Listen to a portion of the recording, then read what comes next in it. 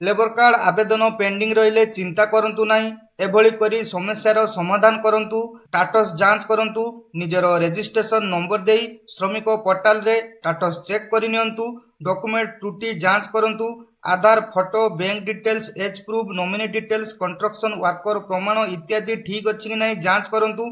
Curie एवं objection थिले जेउ document मगा जायछि ता सठिक भावे अपलोड करंतु किंबा जमा करंतु। अधिक समय धरी पेंडिंग रहिले श्रमिक सहायता पोर्टाल रे ग्रीवियंस किंबा हेल्पलाइन संख्या 155368 रे जोगाजोग करंतु। लेबर ऑफिस सो जोगाजोग करंतु। जिला labour office assistant labour officer को जाई आवेदन संख्या देई जोगाजोग और फॉलोअप करंतु।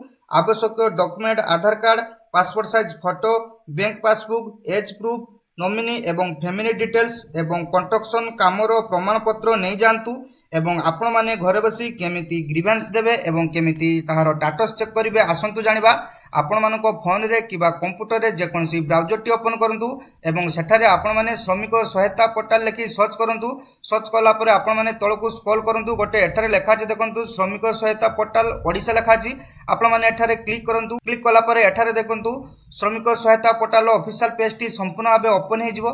जदि आपण मान लेबर कार्ड आवेदन करिसंती एवं आपण मानकर अप्रूव होई नै बहुत दिन हला पेंडिंग देखौची ताहले आपण माने केमिति ग्रीवेंस देबे आसंतु जानिबा।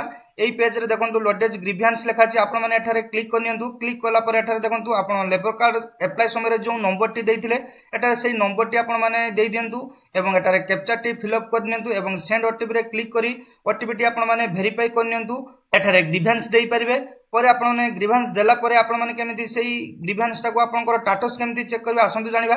एठारे देखंतु गोटे लेखा छी व्यू एक्शन स्टेटस लेखा छी। आपण माने एठारे क्लिक करनियंतु। कला पर एठारे आपण माने तळकु स्क्रॉल करंतु। एठारे देखंतु लेखा छी स्टेटस क्यूरी फॉर्म लेखा छी। एठारे आपण मानकर लेबर कार्ड रो रजिस्ट्रेशन नंबर टी देइ दियंतु एवं एठारे सिक्युरिटी कोड टी एठारे देइ दियंतु। एठारे कैप्चा टी भलो भाबे फिल अप करनियंतु एवं आपण मानकर नंबर टी देइ दियंतु एवं एठारे सबमिट रे क्लिक करनियंतु। क्लिक कला पर आपण मानकर स्टेटस ची शो हे जिवो।